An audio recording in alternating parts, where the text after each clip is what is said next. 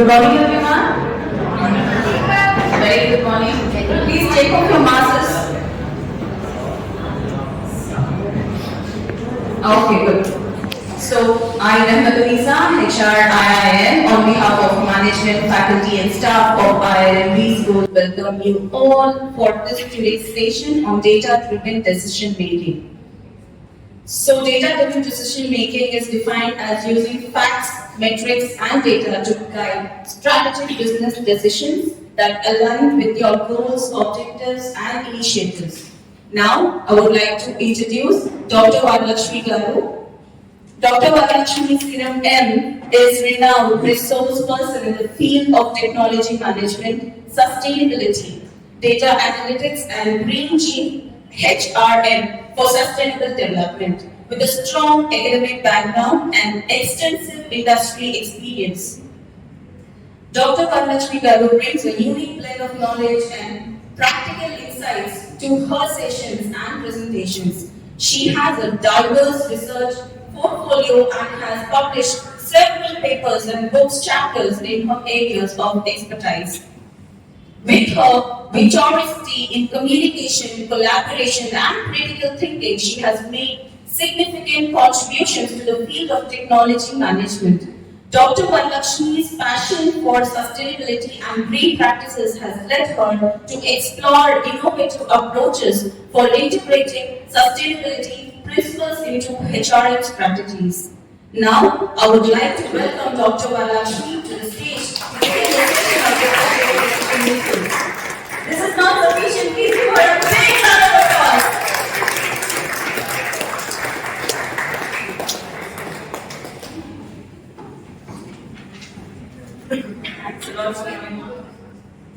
Thank you for that wonderful introduction, ma'am. Very bright morning and green greetings to one and all. So, are you all fresh, comfortable? In the outside it is very hot, but inside it is very comfortable, right? So, how do we say that we are comfortable? How do we decide that we are comfortable here in this room? There are several factors: the ambience, the coolness, and your seating arrangement. Everything makes you decide that to say that it is comfortable zone. So today here we are here to see how this comfort zone is going to be a place to make something datalicious. Comfort to datalicious. So something we are trying to create data and then utilize the data, visualize the data, and use the data for decision making. So that is the agenda of today's program. And with this simple introduction, thank you very much for coming. And I'd like to thank our leadership for believing in me and giving me an opportunity to make this data-driven decision-making session of 1 hour into a 2-hour session. So today we are going to have a fun-filled, data-licious session where you're going to be part of it in creating the data, utilize the data, process the data, and help that data in decision making. So that is the main objective of today's session.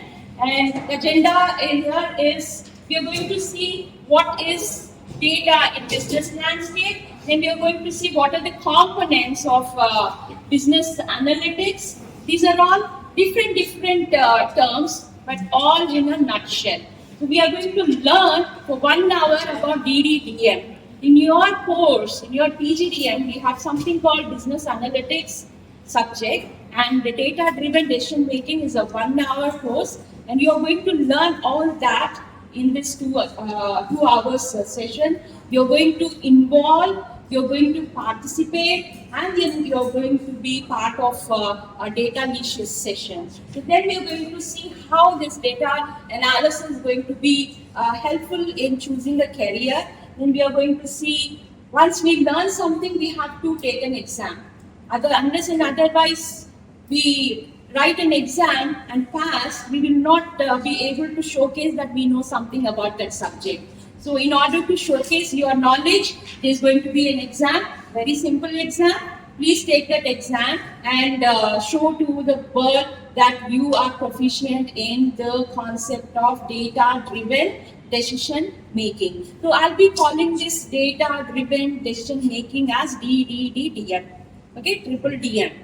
That is what I'm going to keep referring in throughout my session. And in the last, we're going to have Ask Me Anything session. So let us quickly see what is it we are going to learn today. We are going to learn about the history of data, then types of data, learn everything about ones and zeros. What is ones and zeros? Why we are talking about ones and zeros here? Then we are going to talk something about Industry 5.0. Then we are going to see what is code in data processing. Then we are going to see how we visualize the data for better decision making. Then we are going to see how this data-driven decision making is going to impact our 1.0, when Industry 5.0, right from Industry 1.0 to 5.0, we are going to see in an activity. Then we are going to participate in the events. There are going to be some 5 activities where you are all going to be part of those activities in data creation, utilization, and using that data for decision making. So these are the steps that you are going to learn. Then we are going to see here, each one of you each table has got an agenda with you all, and when there is an activity that is being done, you all should be part of it so that you create good data. See, quality data plays very important role in decision making. If the quality is not good, the quality of the data is not what is intended, what exactly we are trying to get out of the data, will not be playing a role if the data is not of good quality. So your involvement is very, very much needed in order to make this session very useful one, so that you will have a data-driven decision making, data-licious. The moment you step out of this session, you're going to be data-licious. So here, there is one activity called a case analysis, where we are going to take up a case of comparison of 2 giant companies. You all love chocolates, right? We are going to see how these giants in chocolate industry, the Cadbury's and Hershey's, how they are going to make use of data-driven decision making in creating the brand of their own. Okay? This is what we are going to learn, and I'm going to take you around quickly about what is data, what is included in the data, what are the different types of data. All this we are going to learn for a couple of minutes, and then we are going to deep dive into the activities, and then we'll go to the actual lesson of DDTM. Are you all with me? Yes, ma'am. Excellent. Am I audible? Yes, ma'am. Am I audible? Let me ask you a question.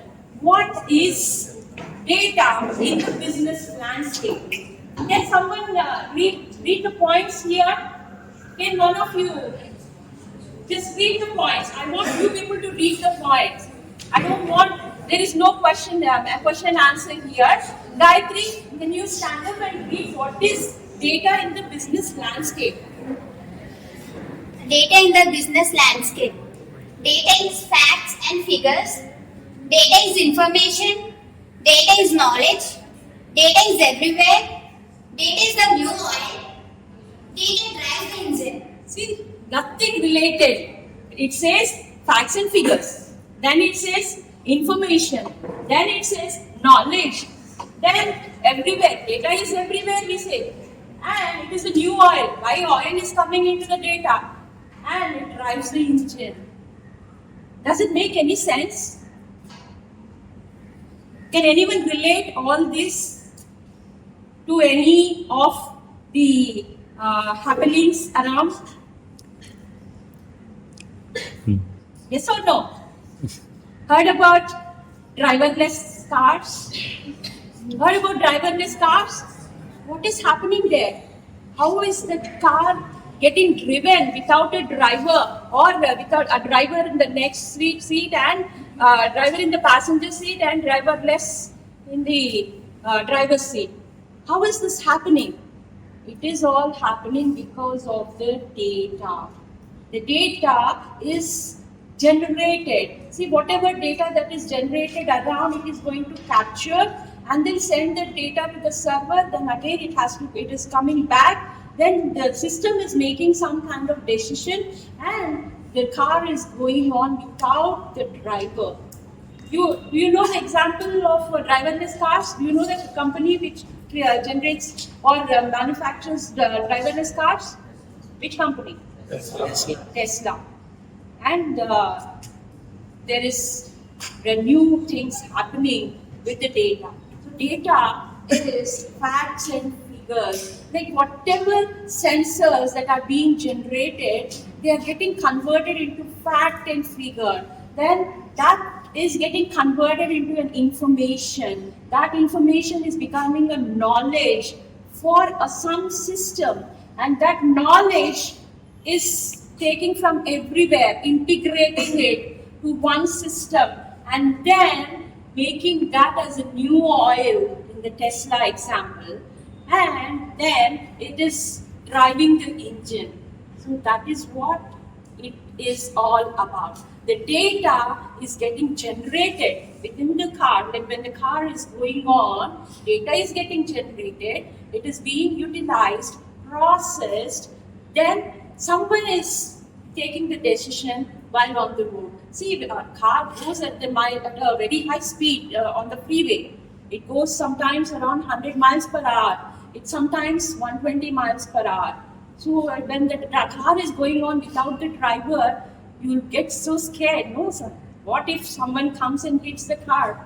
What is going to happen? But everything is taken care of with the help of data transmission here. So data is playing a very important role. So let us see what exactly this data is and why do we need this using?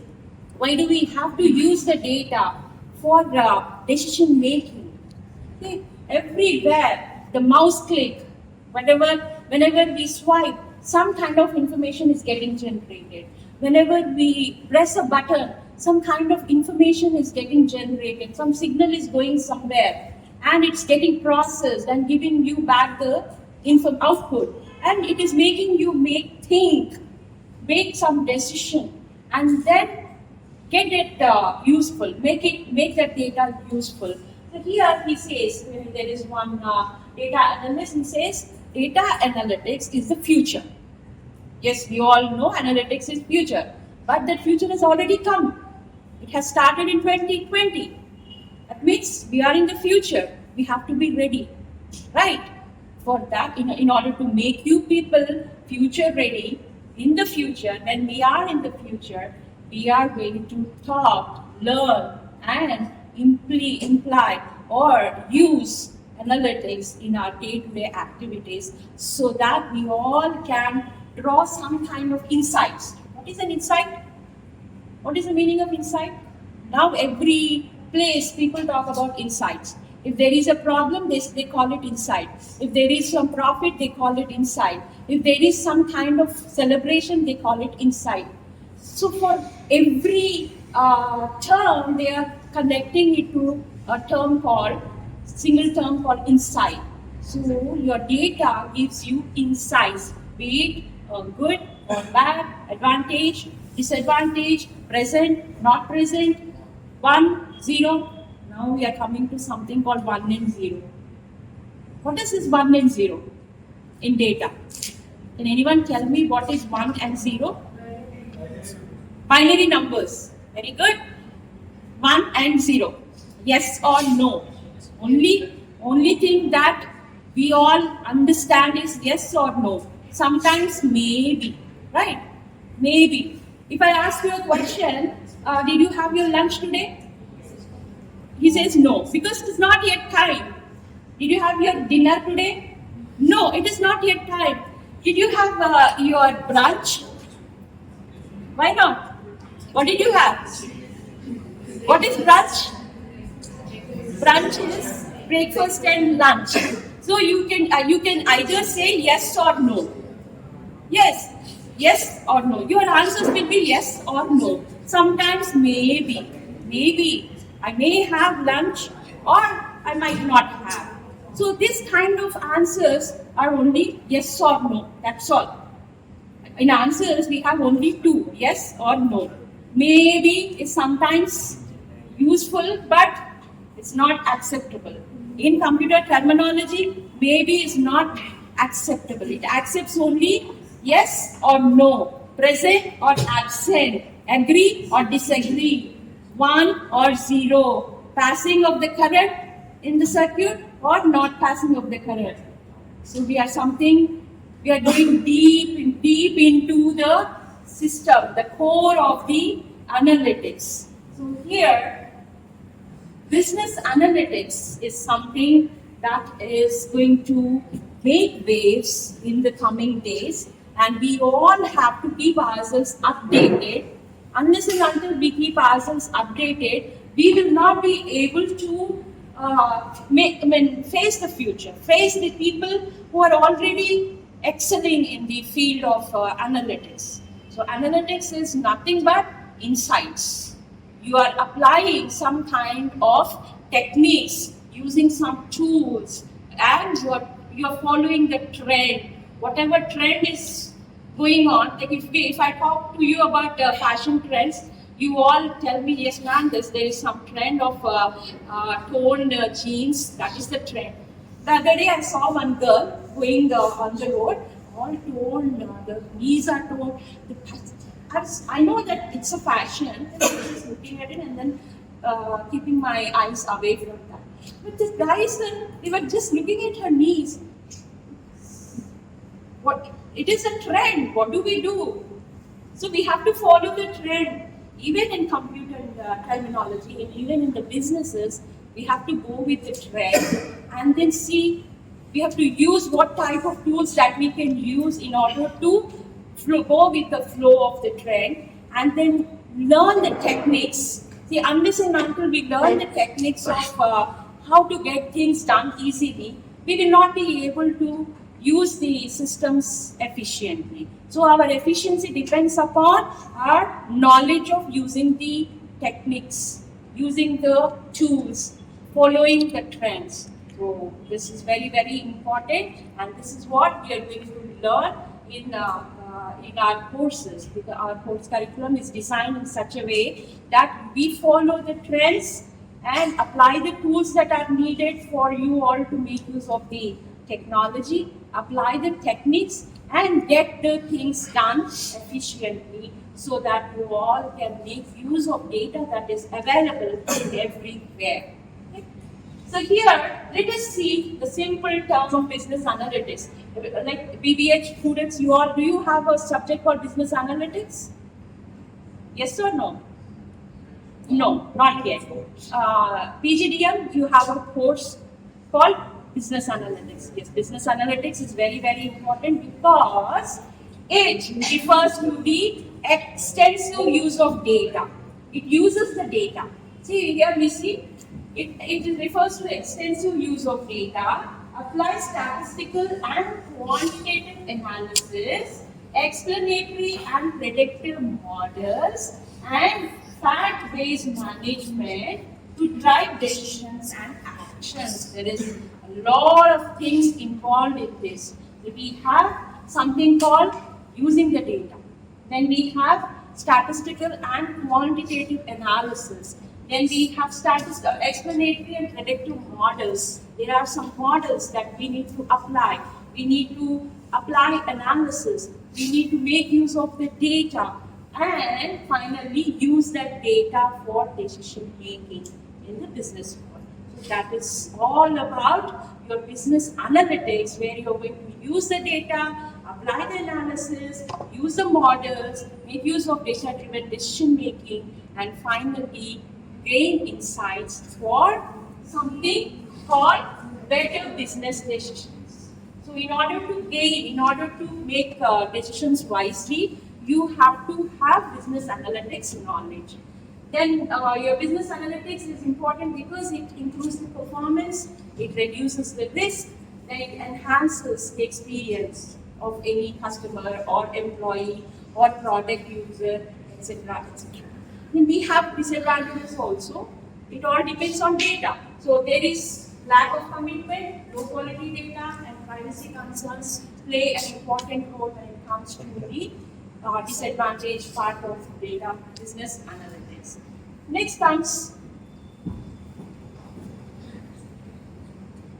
the components of business analytics. We have seen the definition of business analytics. Then we have to know what are the inbuilt components, what are the building blocks of business analytics. The first one is data collection, which we have already seen. Then data processing and analysis, data visualization, the data, whatever data that you analyzed, we need to have a visualization. This particular screen is nothing but visualization of data. The data that I collected from textbooks, I've analyzed it, I put them in the bullets for better visualization. And finally, decision making plays an important role as a component. So you all are going to decide by looking at this. If I say simply components of business analytics are these four, you will not take that into consideration. You will make your own decisions in your mind, takes that as input. Your mind is going to process it, and then it's going to let you decide whether you're going to agree with me with all these as the components or not. So in our next few minutes, we are going to see how this data is being collected, how processing is done, and how we visualize it, and then make data-driven decisions. These are the four components of business analytics.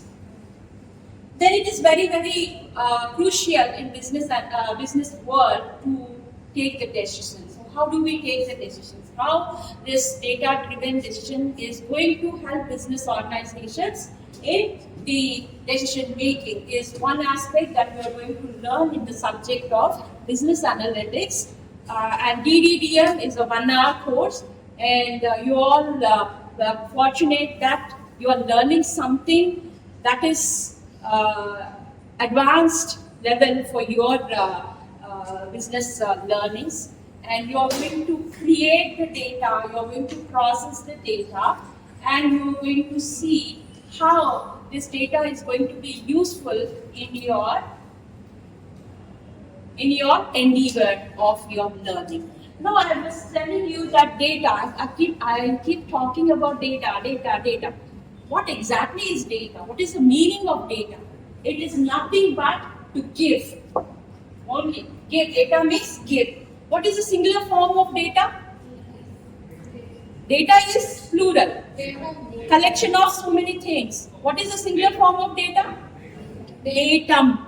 Okay. Now we have something called datum in the computer system. When your data is getting generated, it will be in the form of on and off of the current only. That means if the power is on, it takes it as 1. If the power is not there, it will take it as 0. So in your computer system, there is something called binary system, and which is a machine learning language, where your system is going to understand only ones and zeros. Your computer, your laptop is not going to understand what I speak. It is going to take that as an input, convert it into ones and zeros, processes it, and then gives the output in whichever format that is understandable or making sense for the user. There are different types of data that are available in the business world, which comes from geographical, scientific data, then we have financial data, statistical data, meteorological data. There are different types of data that is coming from everywhere, but there are the data, the whole data is divided into structured and unstructured when it comes to the electronic format. Your laptops, your computer systems, they will understand only structured data and unstructured data. The structured, sometimes combination of structured and unstructured data. So the structured data is nothing but your data that is coming in the form of Excel sheets, whatever data that we have in the form of tables, which is in a form of a structure where you can directly apply some kind of analysis and then gain some insight. So that is structured data. The data that is generated by your forms, the data that you collect using the questionnaires is all unstructured data, where you have to convert it into structured data, convert it into a table, and then apply the analysis to gain some kind of visual display of the data. So basically, there are three types of data, two types of data, structured data and unstructured data. Sometimes both a combination of structured data and unstructured data. So whenever we have the data that is generated by the system, it is going to get converted into what? Ones and zeros only. We have ones and zeros. Where are our datums? Datums, please.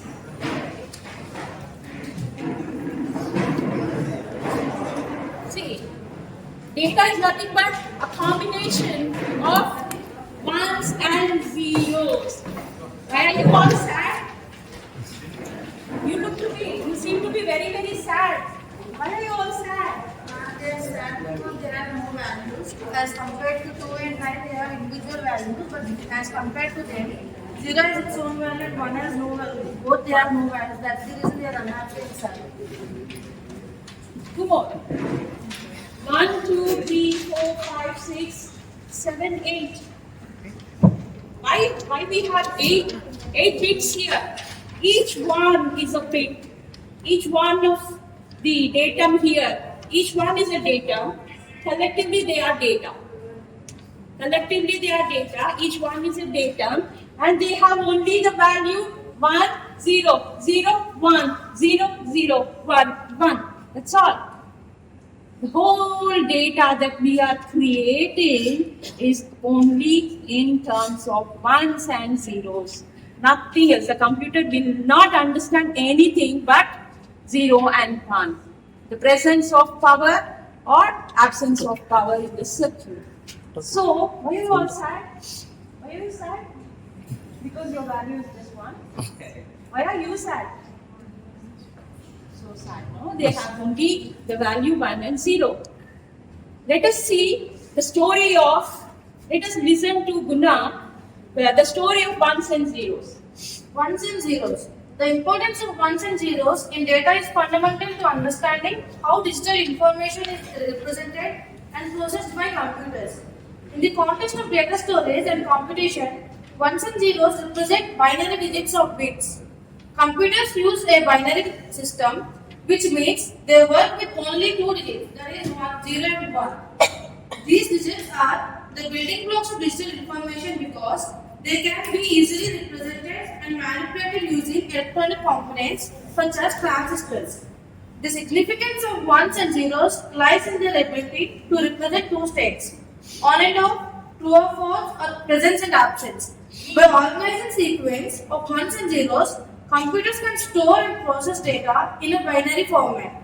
This binary representation allows for efficient storage and manipulation of information. The binary system is based on the concept of bits, which are smallest units of information.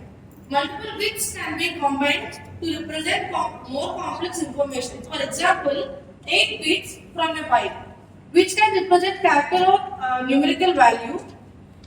Further, larger units of data such as kilobytes, megabytes, and gigabytes are derived from the combination of bits. The importance of ones and zeros in data can be summarized as follows. Representation. Ones and zeros provide a simple, unambiguous way to represent digital information. Each bit represents a binary decision, allowing for precise encoding of data. Stories. Computers use electronic circuits to store and manipulate data. And these circuits can easily represent 1 and zeros. By organizing bits in various configurations, computers can store vast amount of data efficiently. Processing. Computer processors operate on binary data, performing calculations and executing instructions using logical gates that manipulate ones and zeros. The manipulation of binary data enables computations, decision making, and complex operations. Transmission. Digital communication relies on the transmission of binary data, as ones and zeros can be easily represented and transmitted over various communication channels. This facilitates the exchange of information between different computing systems. In summary, ones and zeros plays a crucial role in data representation, storage, processing, and transmission in digital world. They form the foundation of the binary systems, enabling computers to efficiently handle and manipulate vast amount of information. So the whole data is just ones and zeros. Now, are you not happy now? You're not happy? You are happy. Because the whole data, the big data is depending on ones and zeros only. Whatever may be the volume, whatever may be the value, whatever may be the velocity, these are all properties of big data. Volume, velocity, the speed, the value that it has, and at what speed it is getting generated. Everything depends on ones and zeros only, no matter how the volume is. Okay? So thank you very much. Go happily. Don't feel sad that you don't have value. All the bits have got value.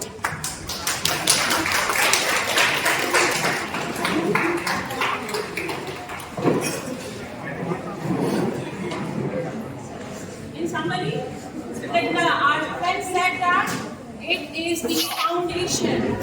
0 and 1 is the foundation of the binary system. Now we have just given the data in the form of ones and zeros. The data just got generated in the form of ones and zeros.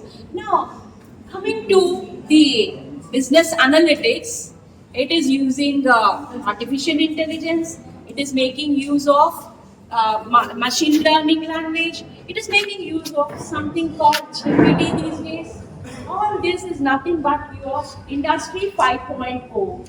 Industrial revolution is something that is taking very, very important phases. It is taking steps, and decision making is part of it. We have 5 tables here. Table 1 with Industry 1.0, Table 2 with Industry 2.0, then 3.0, 4.0 and 5.0. We have Industry 1.0 giving us some information about how this data was used at the time of our mechanization, that is in the years of 1780.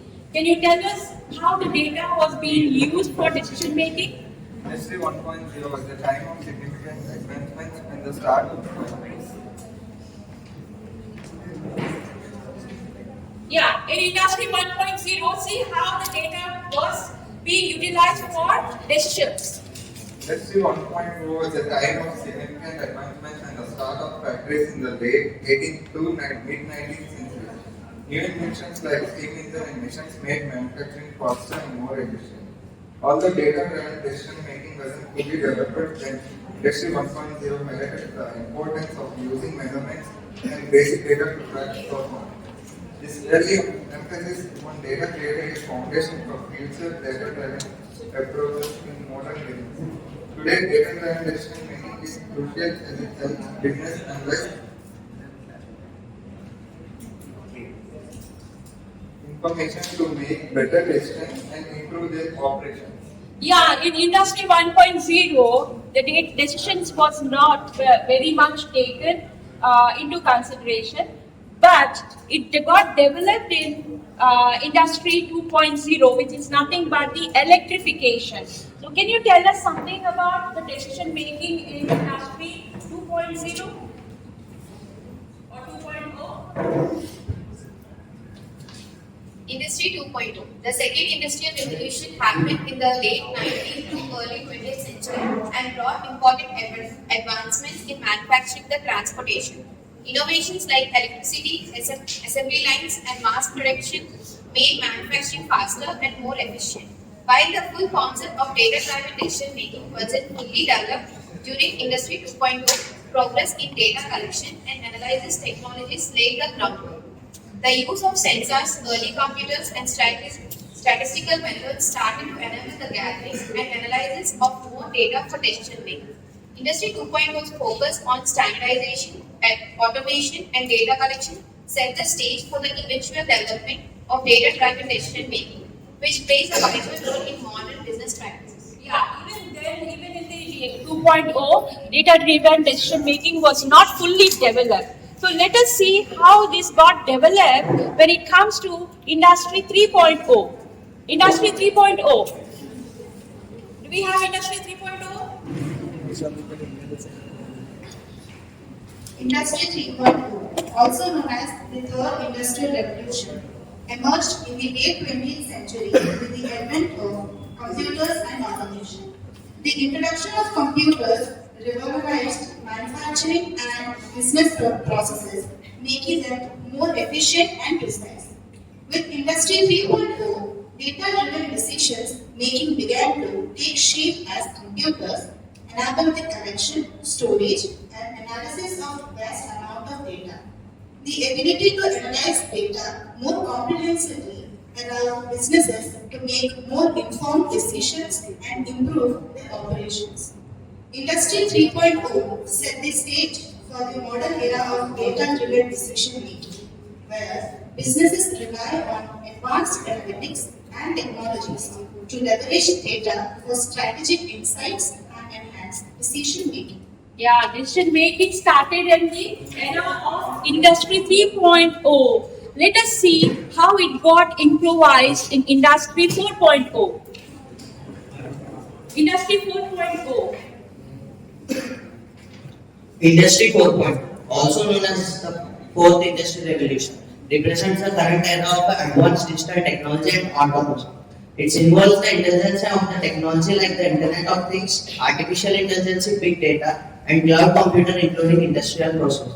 Industry 4.2 enables the collection, analysis, and utilization of the vast amount of real-time data from the interconnected devices and systems. Data-driven decision-making plays a central role in Industry 4.2 as the business leverages this data to generate insight, optimize operations, and drive innovations. By addressing the power of the data and advanced analytics, Industry 4.0 empowers business to make smarter decisions, improve efficiency, and adapt to a rapidly changed market demand.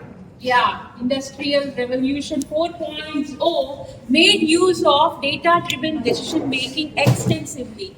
Now let us hear from our 5.0, which has just started in 2020. Industrial Revolution or Industry 5.0.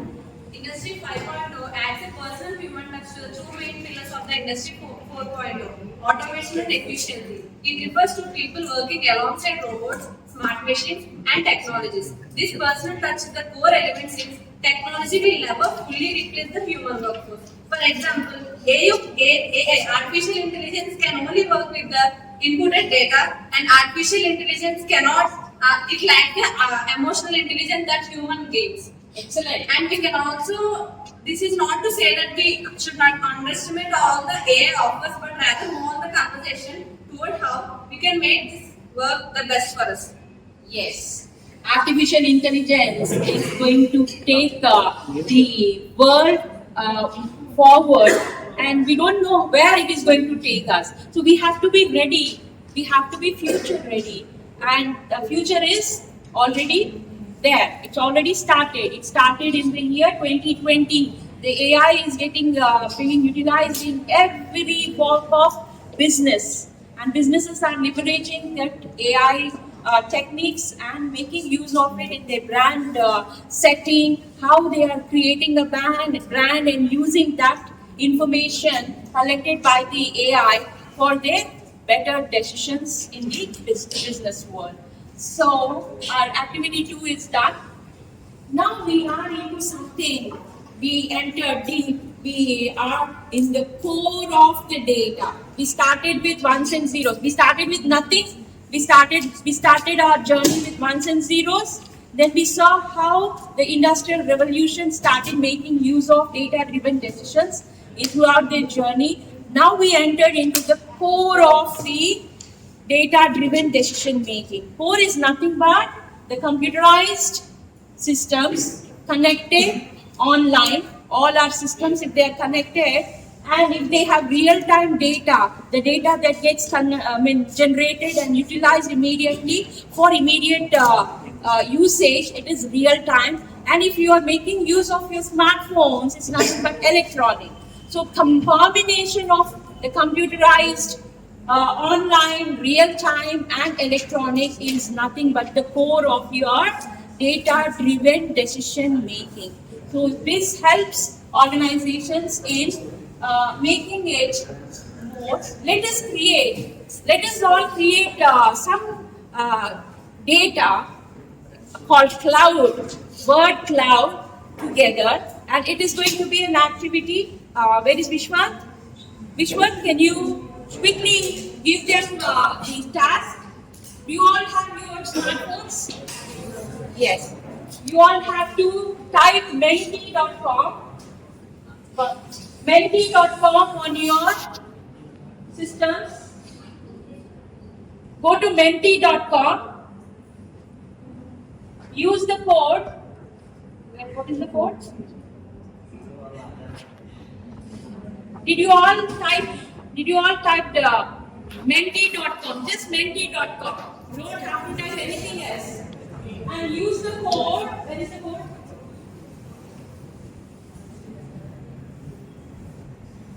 We just need that code.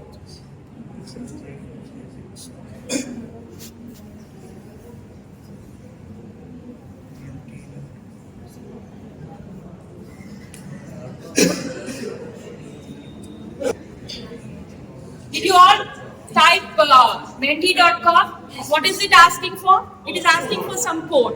I'll be giving you the code. Just give us a minute.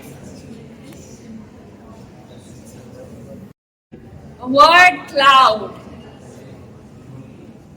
With the help of Gayatri, do you have the code? Just go to SSP group and then get the code.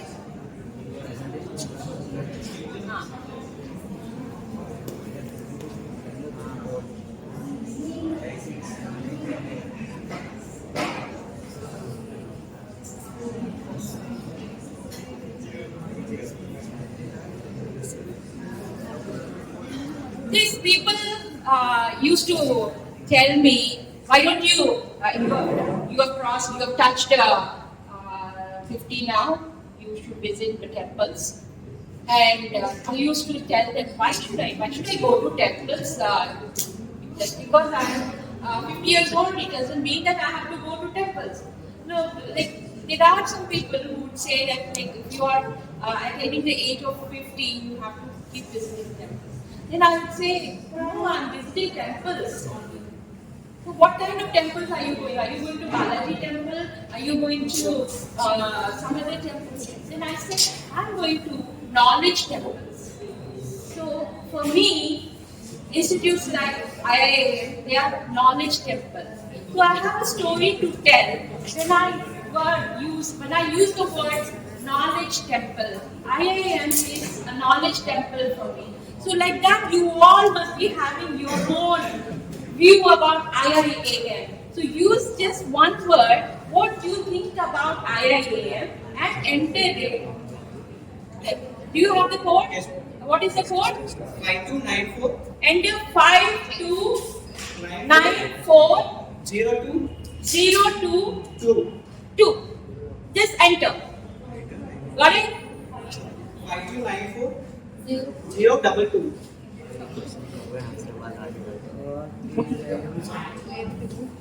5294 022. So what is IIAM for you? For me, it's a knowledge temple, and I have the story to tell. And if I say something, that should be based on a fact.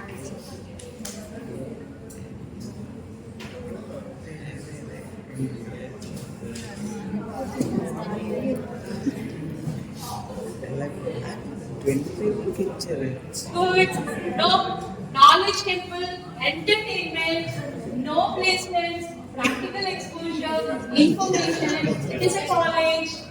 So we are just creating some cloud, word of cloud, so that we can use that cloud for our decision making. I'll tell you how we use this for our decision making. See, we are getting some responses. So did you give your response? What is IIAM in your opinion? An institute. How about industry 4.0? What is IIAM in your opinion? Knowledge temple. Agree with knowledge temple. Industry 1.0. Industry 1.0. Knowledge temple. You have a story, so you should not copy someone's story, someone's mistake. You have to have your own story for that. Right? Industry 2.0, what is your opinion on IIAM? Practical experience. 3.0? See, slowly our cloud is increasing. The word cloud is increasing. Excellent. We are getting a cloud. You can use this cloud that we generate about any kind of opinion. We can collect the opinion and use that for decision making. So there is something, people talking good about IIAM, no business, best management, entertainment, freedom, gives knowledge, experience. See, this is the word cloud that is being generated, where you can use it for your, wherever you want, you can display it in your status. You can use this in your status. Take this as a screenshot, or you can use this as a pic and then see what exactly is about IIAM. So this is generating the data. We are creating a cloud of information for a single college. See here, we are giving some information to the people. We are telling the people about IIAM. It is good. Environment is good. There is some freedom. It is knowledgeable. Best management. No words. Great webinar. And knowledge temple. Good environment. So this information that we are giving to people about IIAM is nothing but a cloud generation. You can create this kind of cloud information for your business organization. It is one way of collecting the opinion from different people. Okay? Now, let us stop this. Just refresh your mendy.com. Again, go to the next question. Here we are going to create some SWOT for IIAM. So we are creating some kind of information that we can make use of it in our decisions. 15 players ready. Okay, we have 15 of you. Only 15 of them are ready. What is the head count? Nikit, can you give me the head count, including me?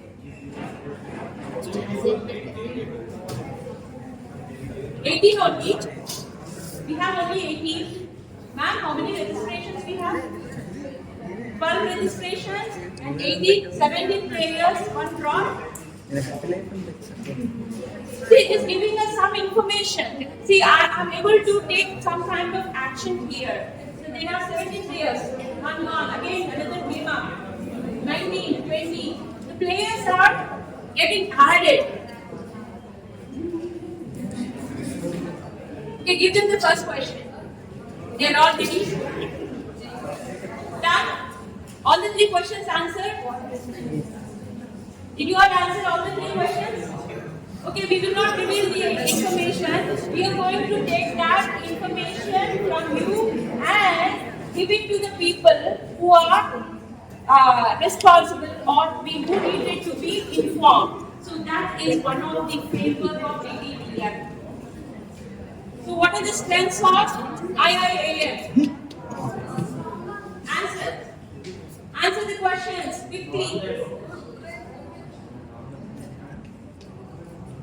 Experienced faculty, industrial exposure, high quality education. Others 8, experienced faculty 9, 9 plus 8, 8 plus 9, 17, 17, 18, 19. Okay, all 19 answered. Next question. Are you all answering the questions? The next question is, what are the weaknesses of IIAM? Quickly answer the questions, and then we are going to keep them for decision making. Infrastructure facilities. Okay, we are getting the answers. 10, 16 plus 5, 21.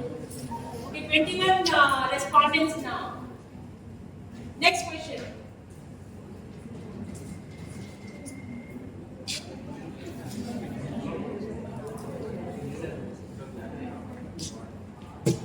All done? Did you all answer? Okay, we are going to keep this for the leadership to take the decisions. So we are not responsible for taking the decisions. We are only creating the data for someone to take the decision. So what are the opportunities? We have experienced faculty, industry exposure, networking. Okay.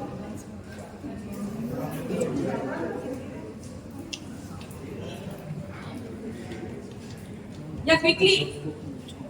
Network, have your snacks, and then answer.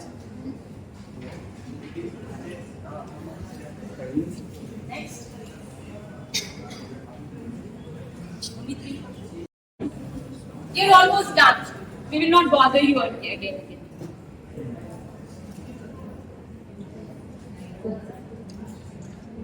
Yeah, for anyone, we have the threats. So competitors, competition, change in trends, and new technologies. If we are not able to go with the trend, adapt to the new technologies, it's going to be a threat for not only a business organization but anyone. We have to keep in touch with the latest that is happening in the current world.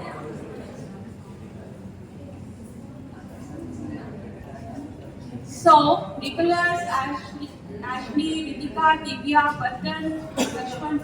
So these are the people who are the leaders now. We have on the leaderboard. So remember your leadership. We have Nicholas. Who is Nicholas? Who is Nicholas? Who is that? No? Nickname Nicholas.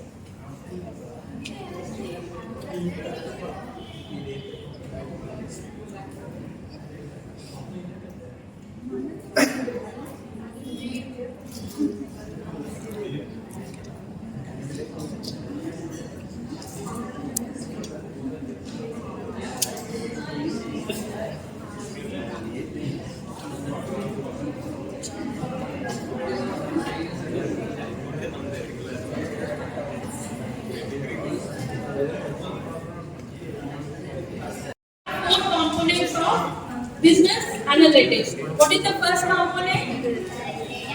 Data collection. So we collected the data. Second component? Processing and analysis. That is also done. And the third one is visualization. We are looking at the data that we have created. And the fourth one is data-driven decision making. This is the very, very important component of our business analytics.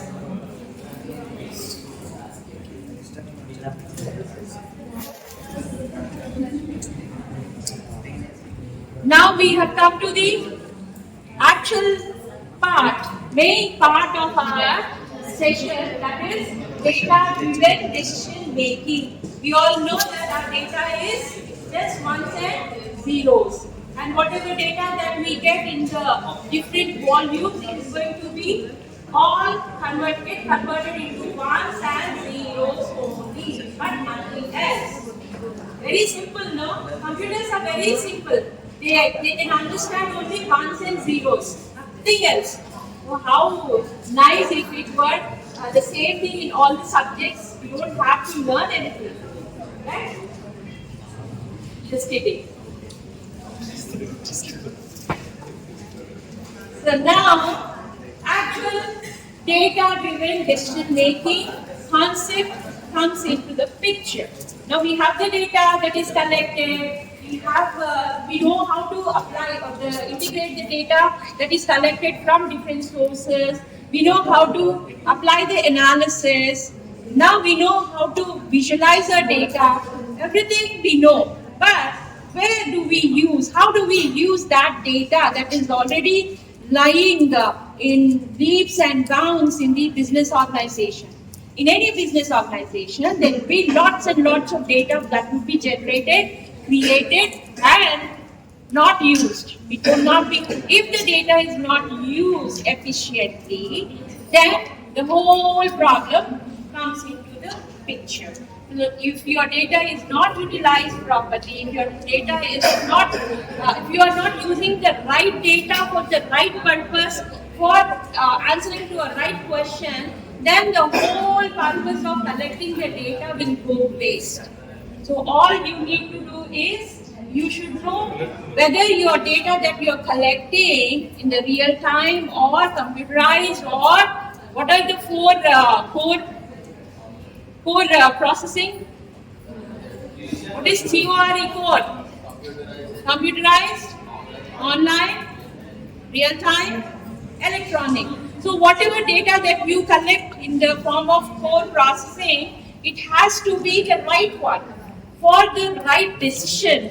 So how are we going to make use of this data-driven decision to make some kind of decisions in our business organizations is going to be very, very important, because DDDL provides with the capabilities to generate real-time insights.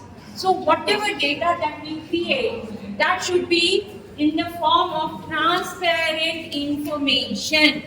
Data should be transparent information. Then it has to be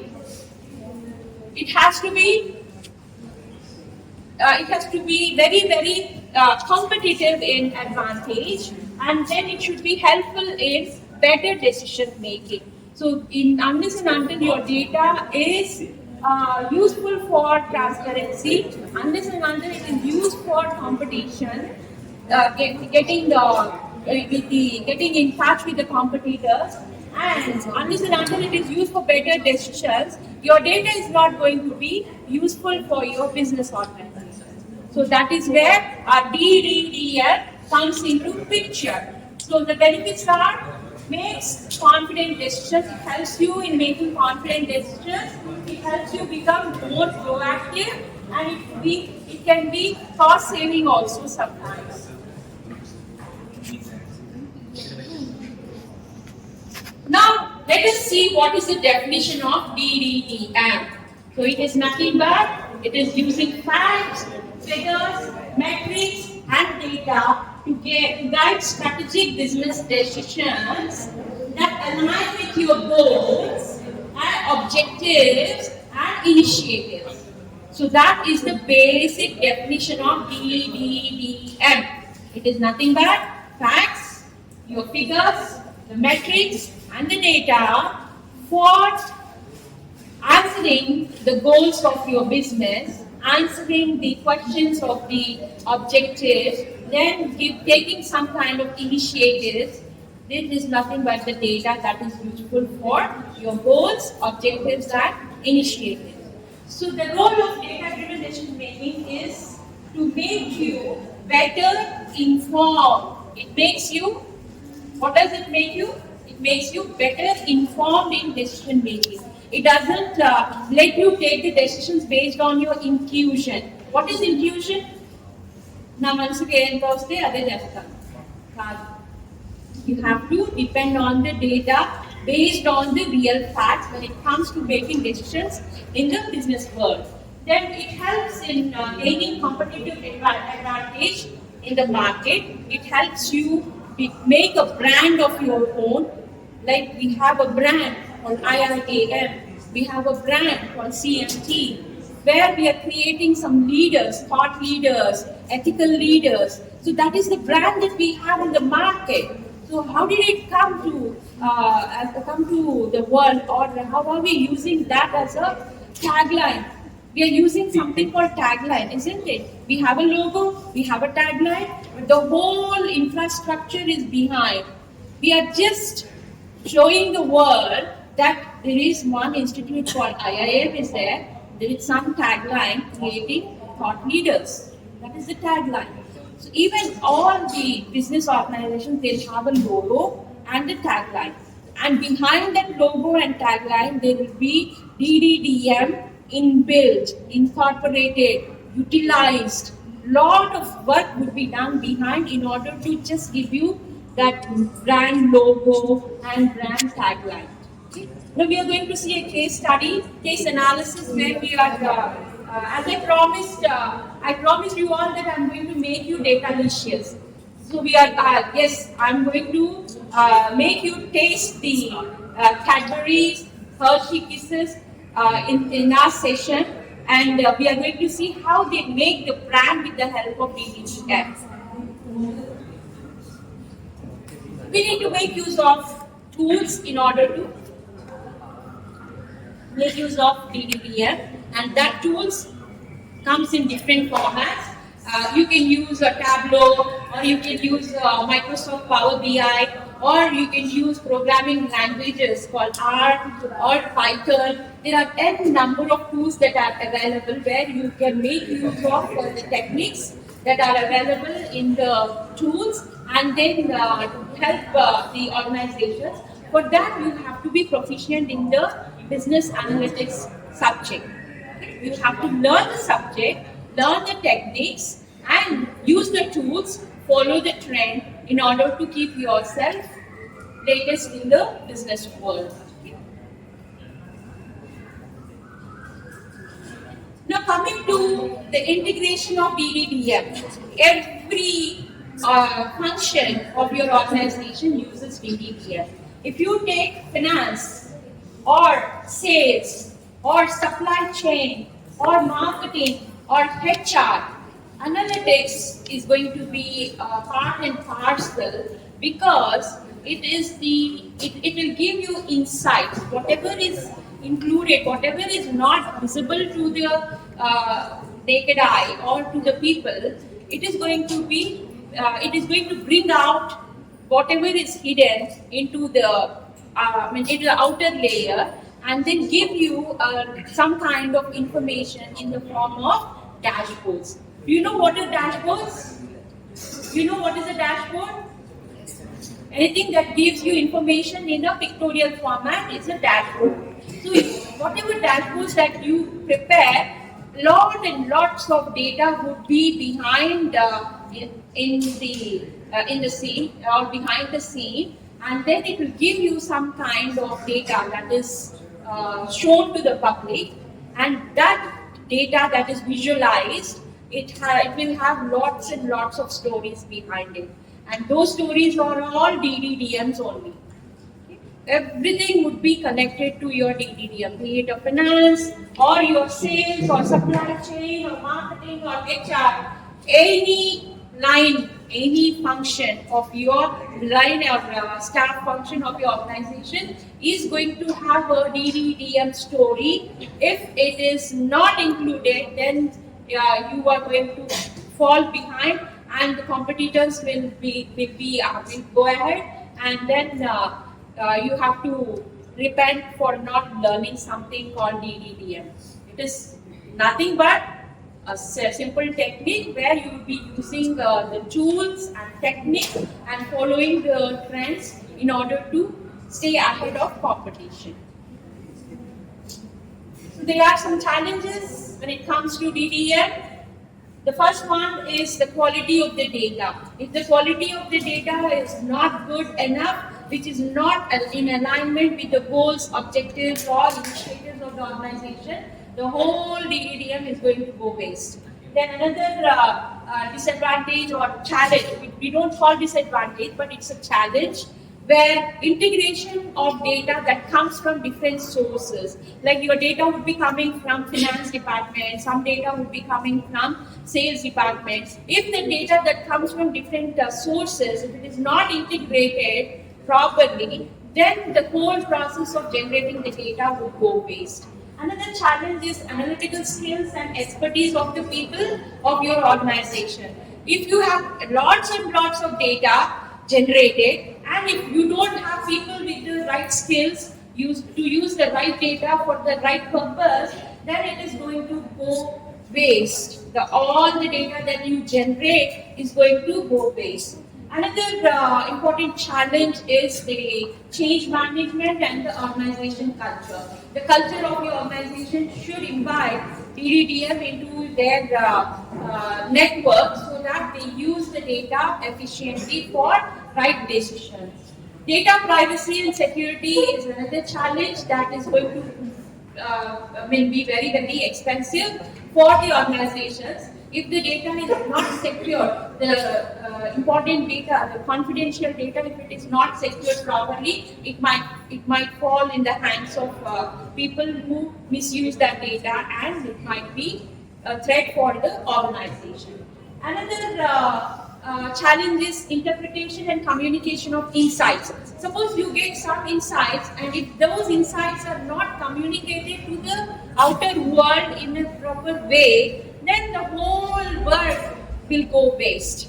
The whole process of collecting the data and doing all that is going to go waste. Then another challenge is the continuous learning. You have to learn the data-driven decision making continuously. And here I have to confess that data-driven decision making or database management system is a very tough subject for me, but I've been using it for the past 30 years. Do you know? I'm using it ever since I started my journey of learning computers. I've been learning about data management system. I started with DBMS, then we used MySQL, then we used DBMS 4, DBMS the Informatica, then we used Excel, we used other backend systems in the database management system, but that scares me a lot. Data scares me a lot, but it is important for our analysis part. We have to keep learning continuously for our improvement, and that is what I've been doing it. I recommend you people to continuously learn and update yourselves with the latest technologies. There are some frameworks that are useful in DDDM. There is a framework called Rapid Framework and RASI Framework. This we will be touching upon in our the course curriculum, where you will be creating a table. Suppose we have some tasks that we need to complete. So we need to identify who are the stakeholders and then see who is the responsible person in taking decisions. Then we have to identify who are the people who are accountable for decisions. Then who need to be consulted and informed. So we have to identify who all are the stakeholders or the actors in the decision making, and that information can be obtained. That learnings can be obtained using the frameworks of Rapid Framework or RASI Framework. So we will be linking that with this in our course curriculum very deeply. And today we have seen how data becomes information suitable for making decisions. We have created some data, and we are going to give that data to the management so that they can make use of that data that is created today, so that they can make use of the data-driven decision making effective for the insights, for gaining the insights. Today we have learned that there are some challenges also in terms of making use of data in the decisions and how we can overcome those challenges. How do we overcome the challenges that are posing because of DDDM? First thing is you have to have a technological solution. You should depend on technology to find the solutions. Then you have to invest on the data infrastructure. You need to develop your skills, and then you have to change your management strategies. Then you have to have a commitment to use data-driven decision making in your organization or within the organization. So by leveraging these, by taking care of these points, you can easily include DDDM in your decision making process or in your business organizations to make your people more competitive and your organization to the next level. So simply put, DDDM is nothing but using facts, figures, metrics and data to guide strategic business decisions that align with the goals, objectives and initiatives of the organization. So that is a simple line that we have learned today, and it is going to change your decision making process. It helps you take the decisions in a systematic way. If you learn DDDM, it helps you make your decisions in a systematic way. It will not make you take the decisions haphazardly or intuition based or just like that. So it will teach you how to solve the problems in a systematic way. So if you're looking for a career in business analytics, you have to learn the tools, follow the trends, learn the techniques that will be helpful to you for solving the problems in a very easy manner. Now we have all learned something, and it's time for taking the examination. Vishwan, can you display the form so that they all can take the examination? And I want all of you to earn 100 out of 100. Will you give me 100 out of 100? It's like if you understood something, then you will be answering that quest very easily.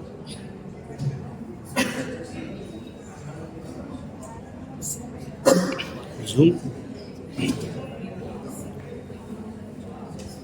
Simply put, our data-driven decision making is all about using the facts, figures, and the data to make better decisions.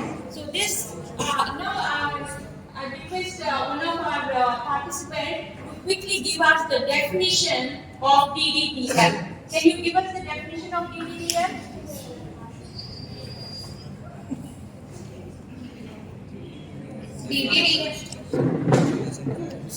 DDDM is defined as using facts, metrics, and data to guide strategic business decisions that align with goals, objectives, and initiatives.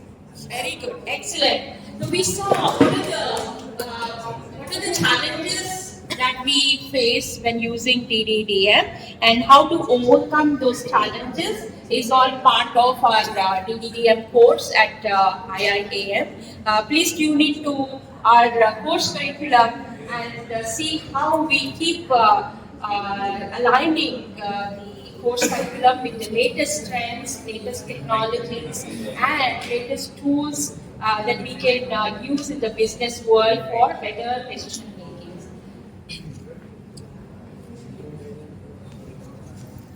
It's exam time. Vishwan, can you quickly share the quiz? You can take the quiz now. Would you like to take the quiz now, or you want to take and revise everything and then take the test? We will be sharing that quiz to you all, the online as well as people who are present here in person. Please share the any questions. Yes, we have AMA. Ask me anything. Go to the presentation. We have AMA. Yeah. You can. Do we have any questions? any questions at this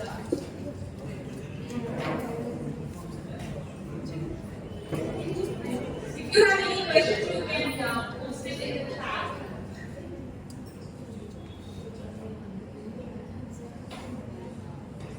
Yeah, I can take up any questions if you have any.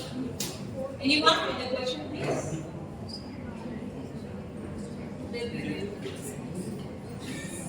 Now, please check if you have any questions in the chat box.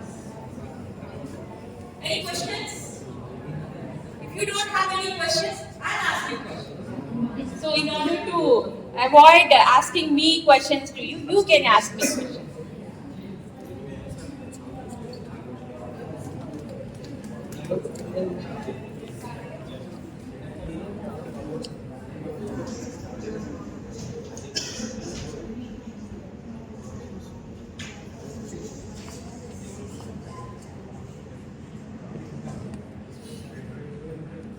Any questions?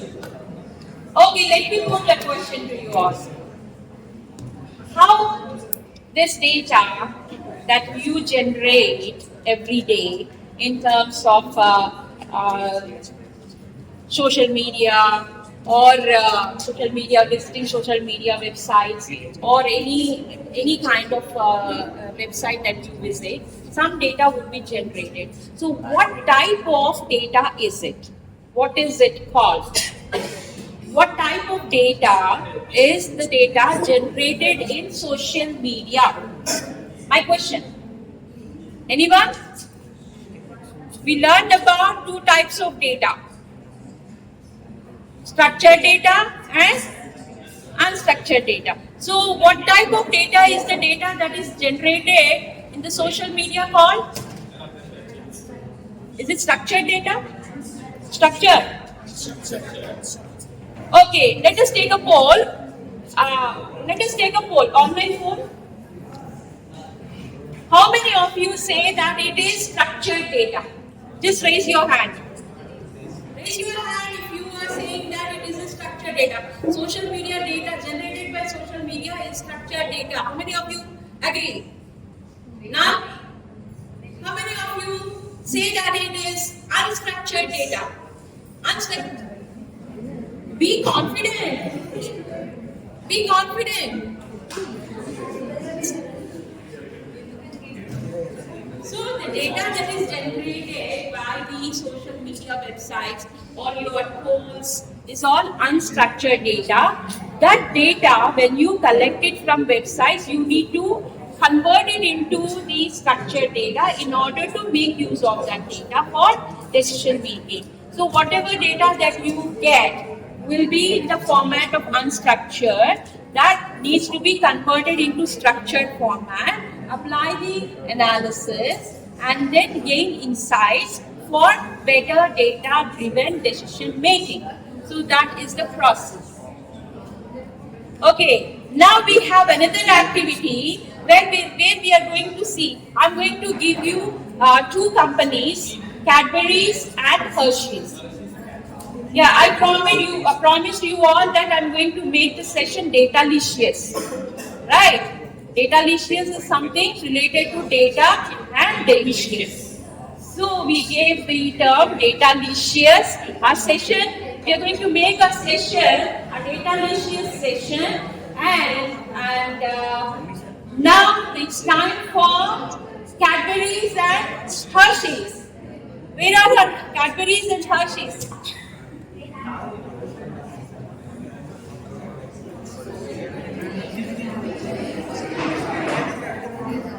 Now I want you people to go to the Google search and find out the logo and the tagline of Cadbury's. Quickly, I'll give you 2 minutes. Find out the logo and the tagline of Cadbury's. Hershey's Bits and Cadbury's Bites are coming to us to make our session datalicious. But before that, I wanted you people to do something for me. What is that you have to do? You have to find out the logo of Cadbury and the tagline of Cadbury. Quickly.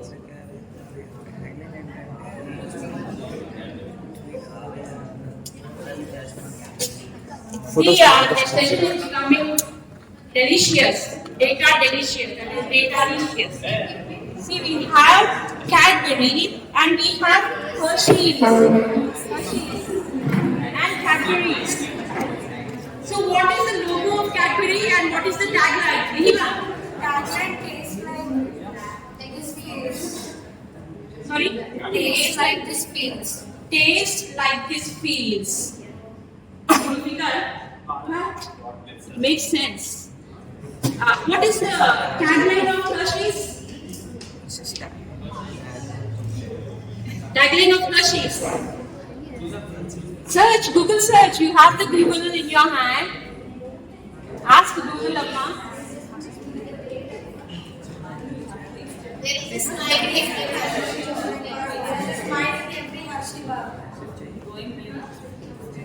No problem, don't look at it.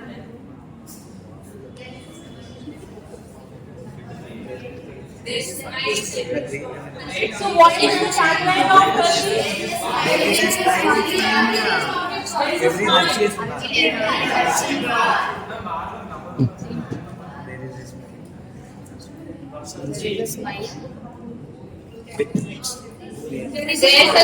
every Hershey bar. And Cadbury's? Taste like it feels. See, the tagline. Yes, the tagline and the brand logo is nothing but some kind of brand setting.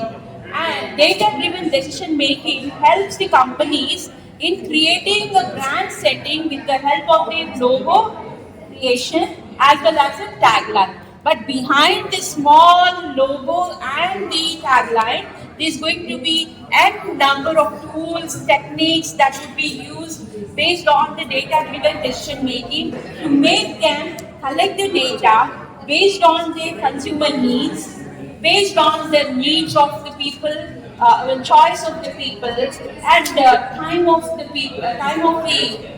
purchasing. So the data that is going to be collected will be in terms of the time, in terms of sales, in terms of purchasing, in terms of age level of the people.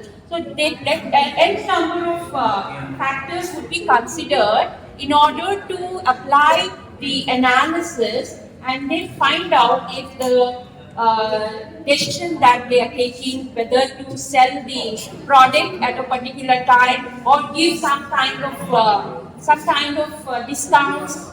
Like if it is Christmas time, they sell the Hershey package on the basis of buy one get one. If it is Cadbury's, you will get 50% extra or 25% extra just to draw the attention of the buyers. Based on the needs, based on the choices, and based on the likings of the people, the decisions would be taken to consider for sales and the purchases, and finally it would be helpful in finance and marketing.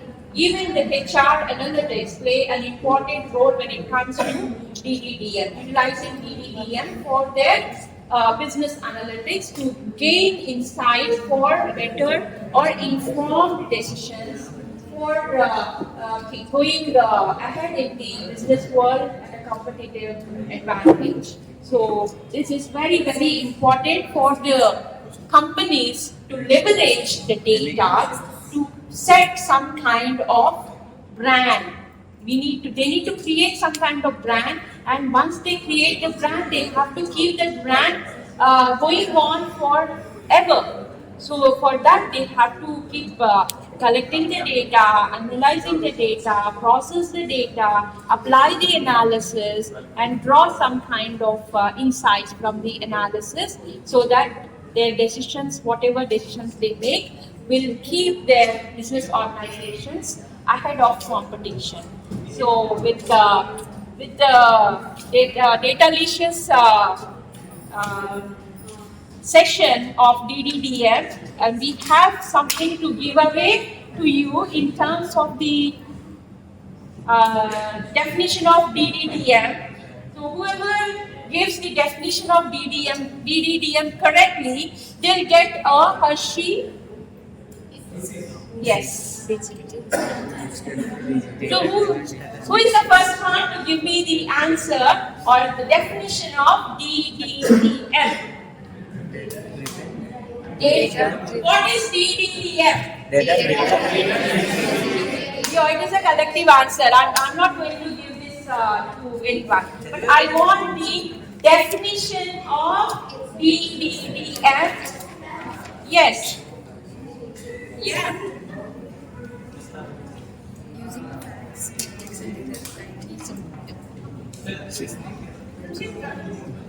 DDDM stands for Data-Driven Decision Making. It refers to the practice of making informed decisions and taking actions based on analysis and interpretation of data. In DDDM, data plays a crucial role in guiding and influencing decision-making process. By collecting, analyzing, and interpreting relevant data, organizations can gain valuable insights that support more effective and efficient decision making across various domains, including business, marketing, finance, operations, and more. DDDM emphasizes the importance of using reliable and relevant data to reduce bias, improve accuracy, and increase the likelihood of making decisions. The data based on evidence and facts rather than intuitions and guesswork. Excellent. Stay here to get your Gayatri data. Gayatri data. She got something. Data.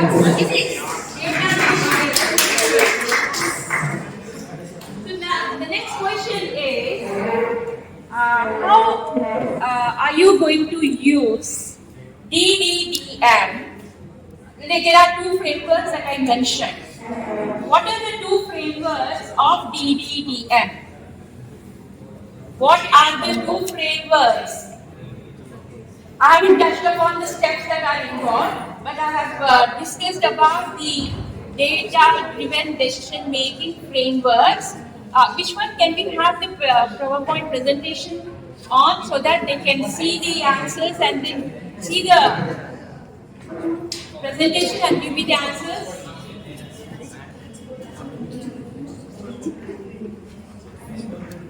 What are the two frameworks of DDDM? Anyone?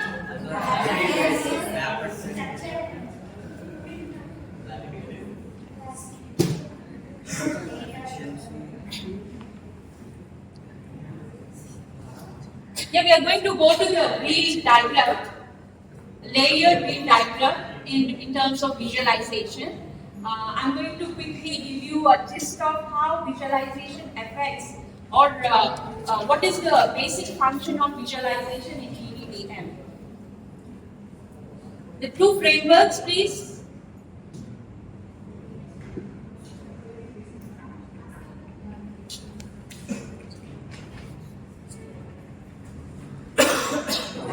Rasi and Rapid, right?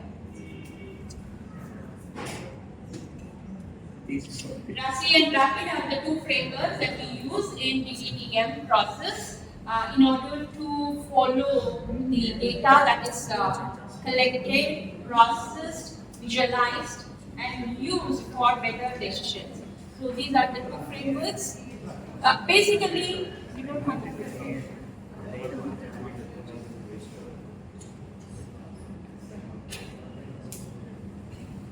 Yeah, Rapid framework and Rasi framework are the two frameworks that are used. You can click on the link to gain more information.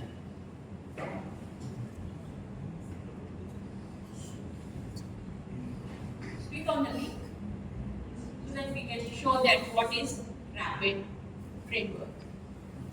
Rasi, we know who are the people who are responsible, informed, accountable, consultant. It's not getting depicted. That's okay. Now, Rapid framework and Rasi framework are the two frameworks that are used in data-driven decision making for better decisions. Can you go to the wheel of diagram, layered wheel diagram where we have different sectors? Yes. Yeah. The data visualization is one of the key components of business analytics where it is used for informed decisions. See, here we are seeing the whole gamut of the industries in the outer side. Let me quickly go here and explain you what is in this. There's a lot of story included in this particular diagram. This diagram is one of the tools that we try to create it in terms of visualizing the data. It is called layered data visualization, where we have in inner core we have reliance with different types of different segments of their business in terms of Reliance Digital, JioMart, Reliance, then Network 18, all these in different sectors of industry where we have retail, electronics, e-commerce, oil and gas, media, healthcare, online. See, there are different types of industries that are prevalent with giants in their own industry. We have Amazon making huge impact on the businesses, small or big businesses. Then we have ZTV in terms of media. Then if it comes to the online education, which organization, which educational organization is making huge impact on the learning vertical? How did you come to know? Like by looking at the wheel here. Online education, we have biology. So it is giving some kind of information. So it is making us decide or make some kind of decision. So visualization helps you in data-driven decision making. Now, if I want to compare the Jio products, like Jio with Amazon, Flipkart, and others, how will I decide whether I want to go with Amazon or Reliance JioMart? How will I make a decision? My question is, if I have to choose between Amazon and JioMart, which one do I make use of? Simply put, Amazon. Why? Why? The block is more than the JioMart. Block of Amazon is bigger than the JioMart. Oh, good. Good visualization. Let Amazon make use of DDDM, you know. It collects our preferences. Like suppose we are trying to look for some kind of information about some product based on our fashion trend, or suppose we are trying to look for shoes in the Amazon. Next time when we go to the same site, it will give you preferences, it will give you more recommendations, so that it will let you decide which product to go with. The same thing if you go to the JioMart. If you go to the JioMart, the customer preferences would be limited. So, Amazon is making use of DDDM extensively in order to pull the customers buy the products in their website, in the e-commerce website. Similarly, Byju's, it is coming up with new concepts, new learning techniques. It's incorporating all the latest things in the learning world, making it learning more interesting and it is trying to make use of DDDM in their processes so that it gives better learning services to the student world. So there again, Byju's is more when it compared to the imbibe of reliance. Have you heard about imbibe of reliance? Hardly. I haven't heard about it, but I heard about Byju's. So if I have to take a decision of whether I'd like to go with Byju's or imbibe, which one do I prefer? So I have to make some decision based on the visualization here, based on the data visualization. As my good Gayatri Datum said, the segment of Byju's is bigger when it compared to the imbibe of Reliance. So which one do I go with? I go with if I am planning to go for online education services, which one do I select? Which one do I decide? I have a visualization here. Byju's or imbibe? It depends. Whoever gives me better discounts, whoever gives me good services, it is going to be done with the help of the visualization, data visualization. When it comes to music streaming, we have Ghana and Saavn. Which one do you use? Spotify. Spotify. Why? Why Spotify? Less ads are there. Less Ads. ads. Excellent. See, if someone is covering us with more ads, we try to put that app closed. So it all depends on how we are going to use it, and it is again showing Saavn and Spotify are giving bigger, they are occupying the bigger segment, whereas Saavn is occupying the smaller segment. So we decide. So behind this visualization, there is lots of data that is being used to give you this visualization. There is n number of data bits that were used to give you this simple data in terms of a wheel layered wheel diagram. So layered wheel diagram is one of the visualization technique where you display the data. So whatever data that you have, see if you have collected the data somewhere, something about electronics, or in terms of e-commerce, or retail, or music streaming, or telecom, or any kind of information that you collect and then keep it without using it, then it is of no use. So in order to make use of your data, you have to convert the data into a visualized form. That visualization will help you in making the decisions properly. So for data-driven decisions, your visualization charts will help you. Visualization charts like this. So if you learn how to prepare or create this kind of visualization based on the data facts, then it is going to help you in taking the business organizations to the next level.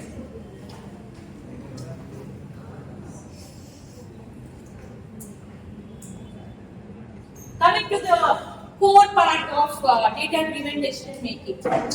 Core is the, what is core in the earth? Huh?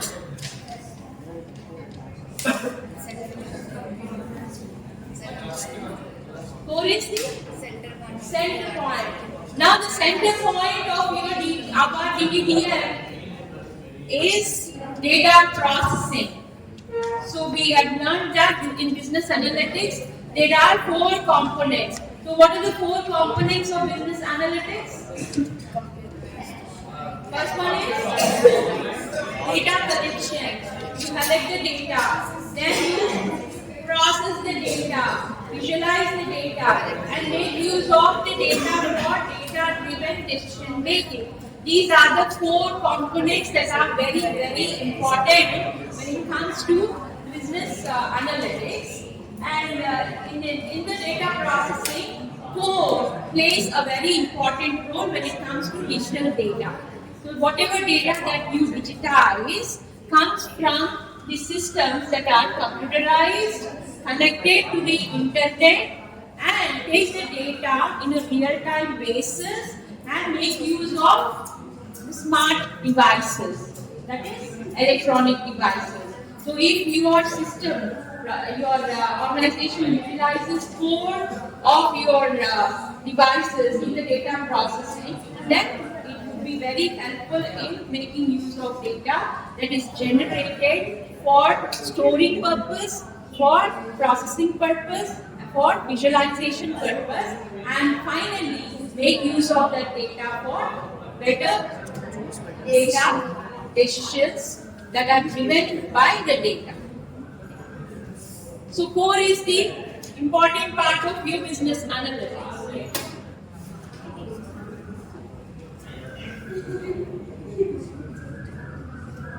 So simply put, all the data is the combination of what?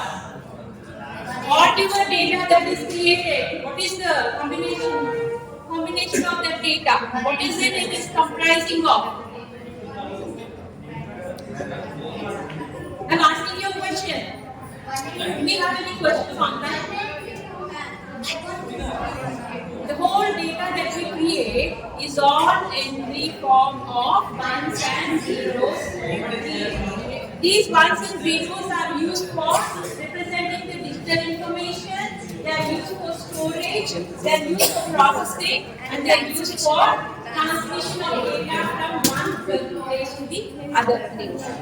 So these are the 4 important tasks or the 4 important segments of ones and zeros.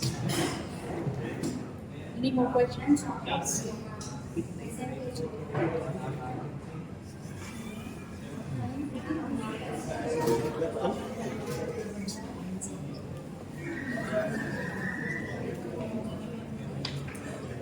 What is the data? We are saying data-driven decision making, data this. What exactly is the meaning of data? What is the meaning of data? It is nothing but to give some kind of information. Data is nothing but to give. It means to give. What is the singular form of data? Data. Can you give another example where we have singular and plural like data? Any single word? Formula. Any other word that you can think about singular and plural in terms of data?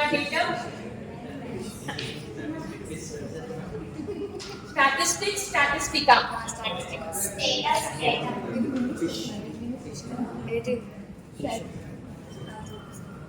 Anything else?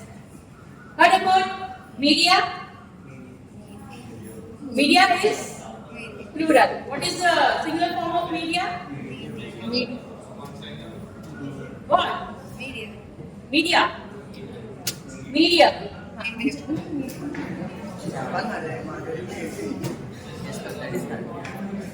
So can someone give us the etymology and terminology of the data?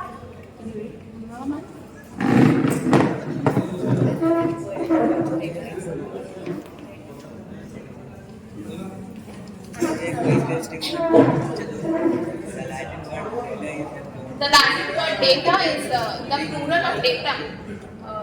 Thing given. Neuter past participle of dare to give. The first English use of the word data is from the 1640s. The word data was first used to mean transmissible and storable computer information in 1946. The expression data processing for decision making was first used in 1954.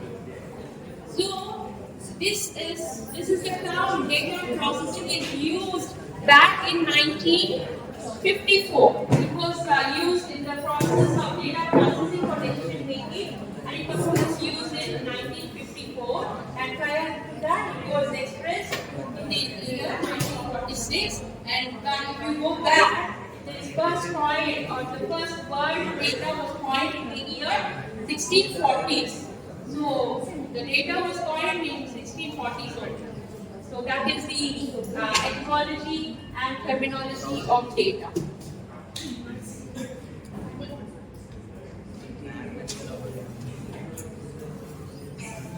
To give you a gist of what we had learned today, we had learned something about how data is taking forms in the business landscape in the form of facts, figures, data in the form of information, data in the form of knowledge. Data is everywhere, and it is the new oil, and it is driving the engine. So these are the important aspects of data when it comes to the business landscape. And the data analytics is everywhere. Whatever you create, whatever mouse click or swipe or tap that you make, it is creating your data, and that data when it is created, it becomes information, and that information is going to be the power of your business organization. So this data is extensively used in business analytics. Business analytics refers to the extensive use of data, statistical and quantitative analysis, explanatory and predictive models, and fact-based management driving your decisions. That is the basic definition of your business analytics, where it is going to be useful in making better business decisions, monitor progress and performance, reduce the risks, and enhance the customer experience. The disadvantages of business analytics are lack of commitment, low quality data, and privacy concerns. We have seen what are the components of business analytics. The key components are the data collection, data processing and analysis, data visualization, and data-driven decision making. These are the four components of the business analytics, where all the components play an important role in the overall process of leveraging the data to inform decision-making. There are different types of data that come from different sources, whether it is cultural or scientific or financial or statistical or meteorological or natural or transportation. The data that is generated could be of two types: structured data and unstructured data. Sometimes you get the data in the form of semi-structured data. All the data that you get will be either in the form of 1 or 0. It is a combination of 1 or 0. So any data that you create, it represents in the digital format of ones and zeros, and it is used, it is stored, it is processed and transmitted in the form of ones and zeros only. Ones and zeros play a crucial role in data representation, data storage, data processing, and transmission in the digital world. They form the foundation of the binary system. And in the Industrial Revolution, data-driven decision making is taken in a very steep manner, and Industry 5.0 is utilizing all the data-driven decision making trends, tools, and techniques with the help of AI. The interdependence of man and machine in using the cognitive computing and human intelligence is making a huge impact on Industry 5.0, where it is impacting the decision making, the data-driven decision making. The core of data processing is done when the systems are computerized, connected with the internet, and they are making use of data that is collected or converted or created online. And with the help of smart devices, it becomes core data processing, which is again very important aspect of your business analytics. So data visualization plays a very important role when it comes to data-driven decision making. making. So data-driven decision making is one segment of the business analytics where it provides businesses with the capabilities to generate real-time insights, predictions, to optimize their performance, and it is helpful in making decisions more confidently, become more proactive, and realize possibilities. So how to become more data-driven is part of the course which you need to attend our sessions of data. Basically, it is used for giving the information now to have a competitive advantage and for better decision. So simply put, data-driven decision making is defined as using the facts, metrics, and data to guide strategic decisions that align with your goals, objectives, and initiatives. The key takeaways of today's session are data is only information suitable for making decisions once it has been analyzed in some fashion or the other. There are several challenges that come into place when it comes to the challenges. The quality of the data plays a very important role. The integrating the data that is collected from different sources is again a challenge. Analytical skills and expertise play an important role. Change management and organization culture is another factor that impacts the system of DDF. The data privacy and security, interpretation and communication of the insights that are generated with the help of the DDF is very, very important. And the skills of the people or employees play an important role when it comes to using the data effectively for data-driven decisions, and it has to be done in a continuous manner while learning the improvements and learning the tools, utilizing the techniques for the better data-driven decision. So to simply put, it is DDPF requires a combination of technological solutions, investment in data infrastructure, skill development, change management strategies, and a commitment to fostering a data-driven culture within the organization. And it is defined simply as facts, metrics, and data to guide strategic business decisions that align with the goals, objectives, and initiatives. So again, coming back to the AMA, ask me anything. Do we have any questions online? No? So they all understood very well about the ABS. So thank you very much.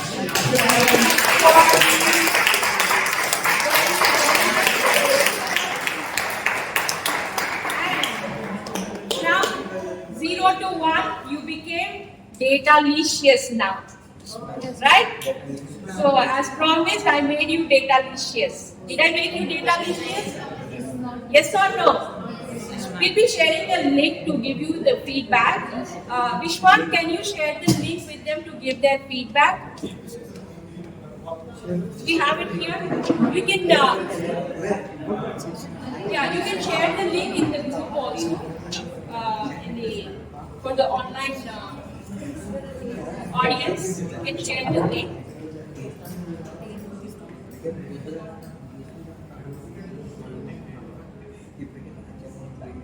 Thank you very much.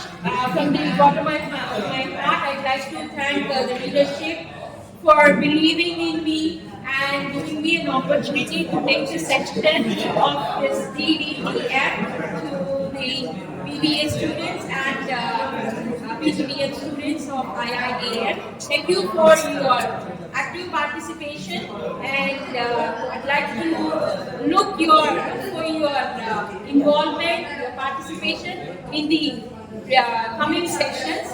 Please tune into our other programs of summer program, program 4 that is coming up very soon. This Saturday we have another program. Please register and be part of summer Mastery Program at IIAM. Thank you from all of us from the team. I'd like to call our team BAP. Vishwan, Shravan, Gayatri, the 36th batch.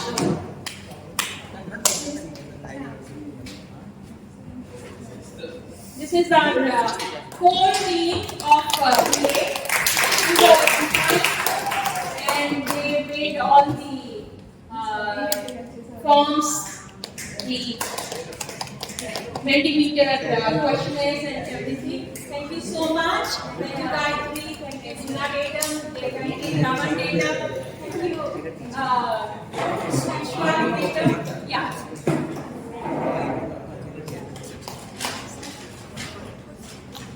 This is our core team of PGDM 36 batch. Now I'd like to call upon our ones and zeros. Here are our ones and zeros. We made our story of ones and zeros very.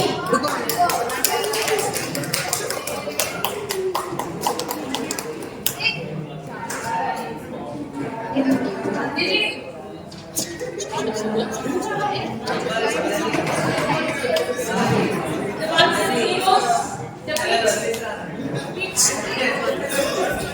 of data.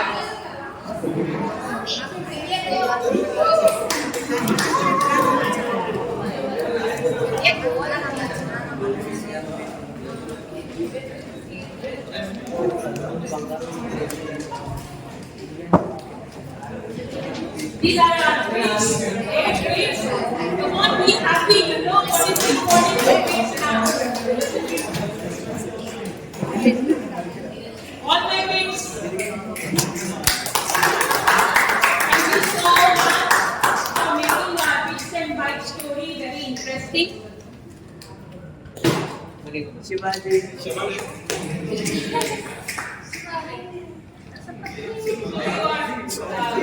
One, what's your name? Hiruman Rao with a zero, but he is not zero. His value is invaluable when it comes to data.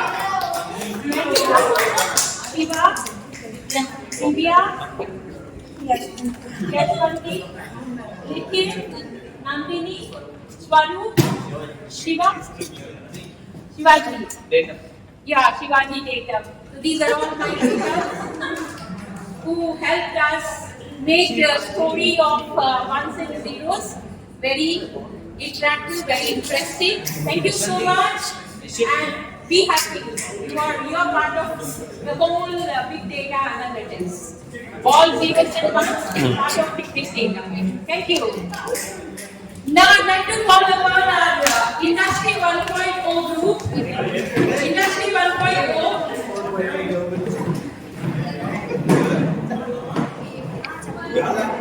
Industry 1.0.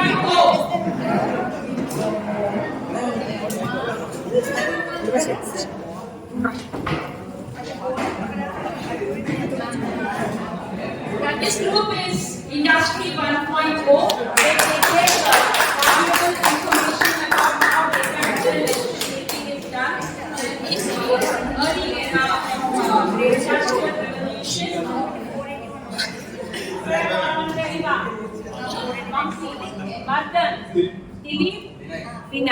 This is our Industry 1.0. Now I'd like to call upon Industry 2.0. Industry 2.0.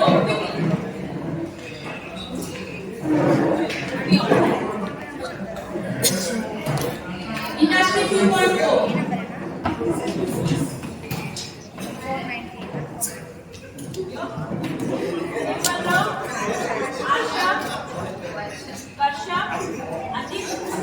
Ajay, Nirmala, Asha, Varsha and Ajay.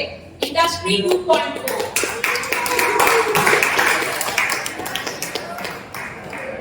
The next group that I like to hand you is our Industry 3.0. Where is the Industry 3.0? Quick. Industry 3.0. Thank you.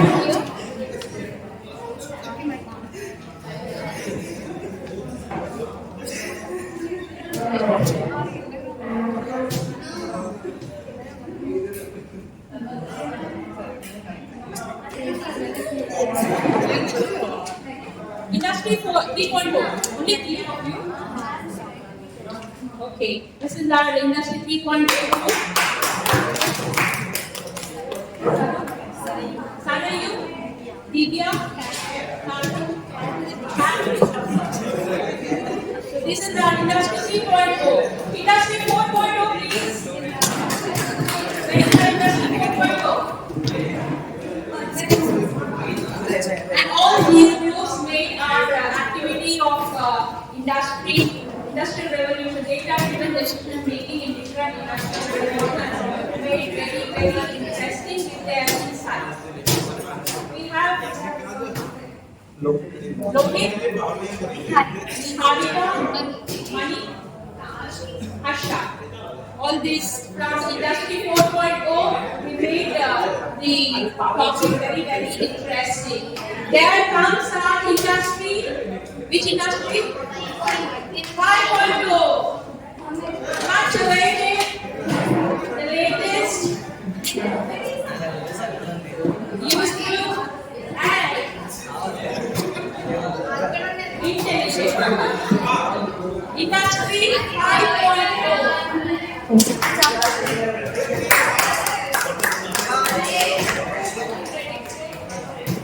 This is the industry 5.0.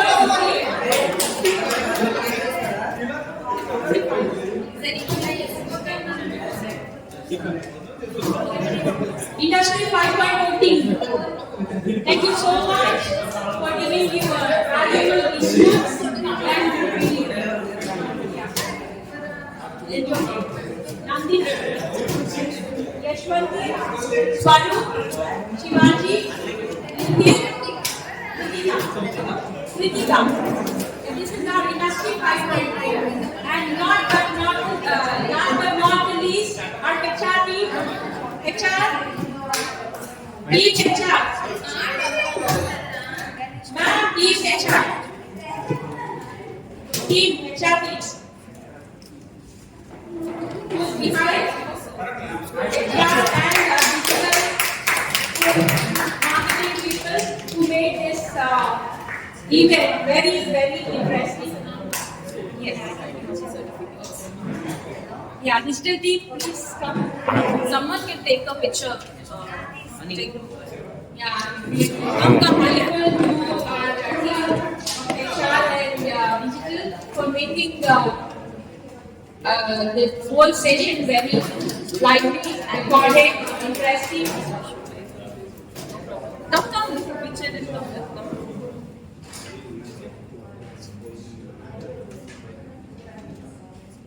Thank you so much.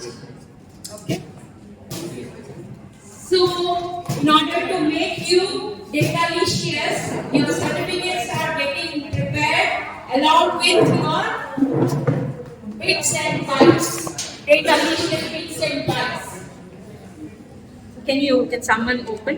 Thank you very much for giving me an opportunity and being patiently be part of this session, both in physical as well as virtual. Thank you very much, and we would like to look for a better session the next day to come. Thank you. Program आपका वेरियो management आप नए रहने से कैसा है?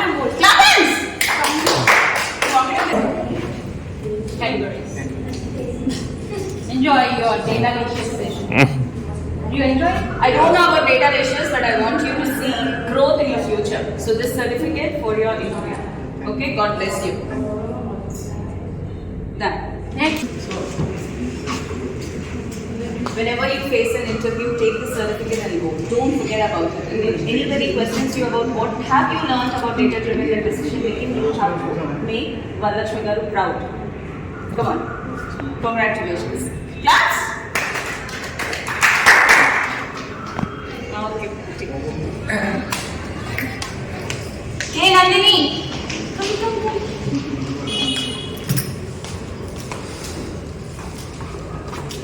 blessings and love. By Dr. Varalakshmi. Okay? Congratulations. One more.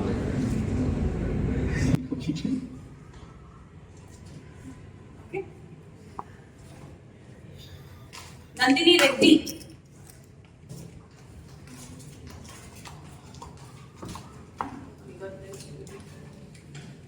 Use this in your interview and congratulations.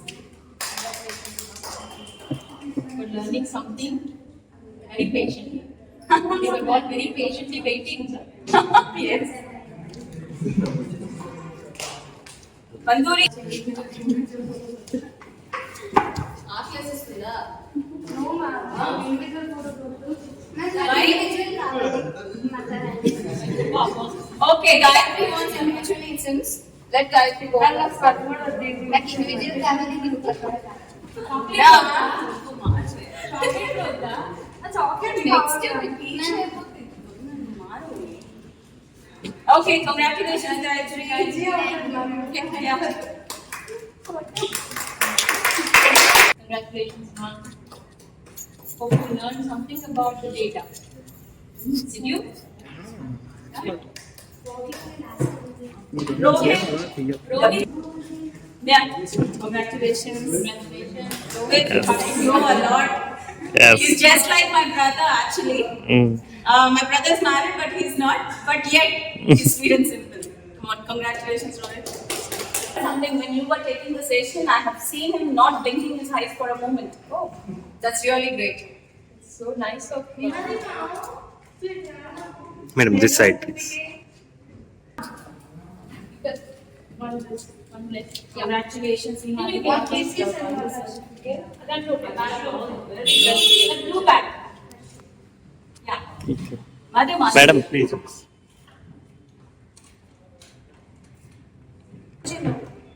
Okay, take it. Yeah, it. Okay. Hold it properly. Be proud to hold it.